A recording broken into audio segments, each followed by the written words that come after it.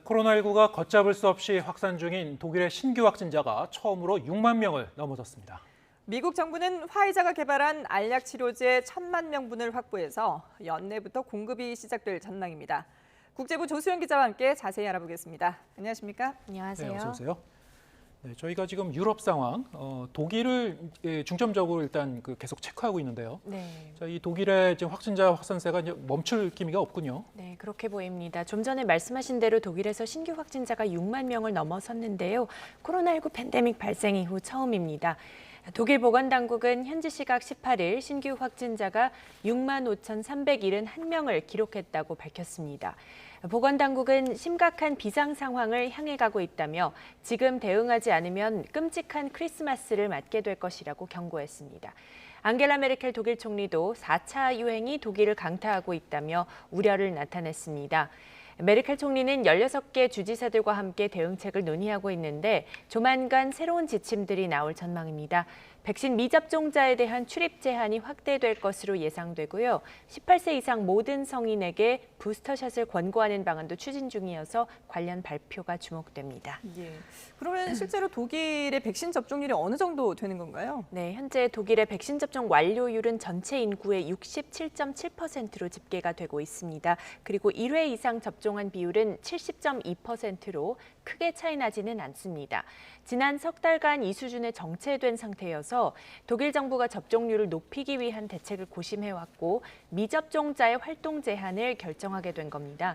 인구가 가장 많은 노르트라인 베스트팔렌주를 비롯해 함부르크시 등은 크리스마스 마켓과 축구 경기, 또 식당, 술집 등에서 미접종자의 출입을 제한한 예정입니다. 네, 다른 북유럽 국가들 상황도 짚어보죠. 네. 이들 국가들도 이제 방역이 대부분 해제된 상태였는데 지금 상황이 어떻습니까? 네, 북유럽 국가 곳곳에서도 최근에 들어서 이제 코로나 확진세가 급증하는 추세입니다. 노르웨이에서는 지난주 감염자가 전주보다 20%나 증가했고요. 덴마크에서도 17일 신규 확진자가 3,907명으로 올해 들어 가장 많았습니다. 이들 두 국가는 지난 9월 방역 조치를 대부분 해제했는데 이 상태를 계속 유지해 나갈지 아니면 다시 규제를 강화할지 좀 지켜봐야 할 것 같습니다.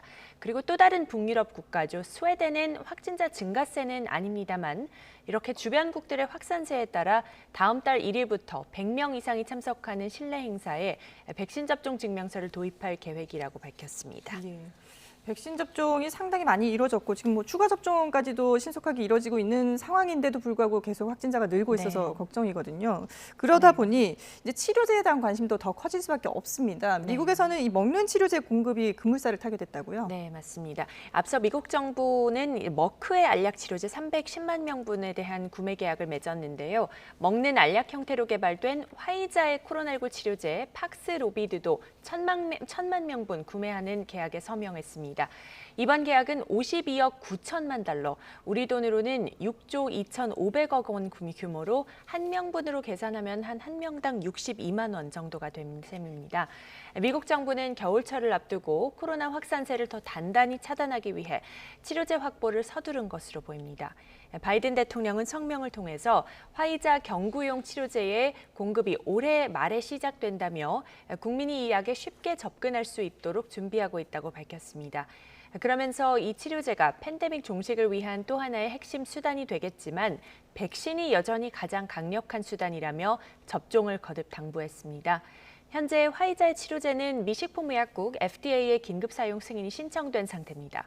화이자는 승인이 나는 대로 이르면 올해 안에 18만 명분을 미국에 공급할 계획입니다.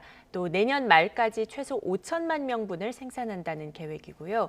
화이자의 자체 임상시험 결과 입원과 사망 확률을 89%까지 줄이는 것으로 파악돼서 앞으로 좀 생산과 공급 계획에 관심이 쏠립니다. 네, 코로나 대유행 이후에 우리 일상의 많은 부분이 이 디지털로, 온라인으로 이제 전환이 되고 있는데요. 네. 자, 약국도 이제 온라인 시대를 맞고 있다고요? 네, 그렇습니다. 미국의 최대 약국 체인입니다. CVS 헬스가 앞으로 3년에 걸쳐서 900개 매장의 문을 닫겠다고 말했습니다.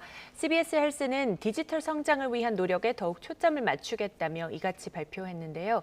내년 봄부터 순차적으로 오프라인 매장 폐쇄에 착수해서 매년 300개씩 문을 닫는다는 계획입니다. 폐쇄 대상은 미국 내 전체 매장의 10%에 가까운 규모입니다. 이번 결정은 온라인 구매를 늘리는 미국인들의 최근 소비 경향을 적응하는 조치라고 CNBC 방송은 분석했습니다. 대신 CBS 헬스는 남은 오프라인 매장 중 일부를 독감 예방 접종부터 진단 검사, 또 건강 검진, 정신 건강 서비스까지 다양한 의료 서비스를 추가로 제공하는 의료 허브로 확대 운영할 방침입니다. 이런 의료 허브 외에 1차 의료 서비스 제공기관, 또 처방약과 생활용품을 파는 기존 약국을 비롯해 매장을 총 3종류로 나누어서 운영하기로 했습니다. CBS 측은 소비자 구매 패턴과 미래 의료 수요 변화에 따라 소비자와 기업을 위해 적절한 장소에서 적절한 서비스를 제공할 필요가 있다고 설명했습니다. 예. 앞으로도 많은 것들이 변화할 것 같다는 생각이 듭니다. 네, 지금까지 국제부 조수영 기자와 함께했습니다. 잘 들었습니다.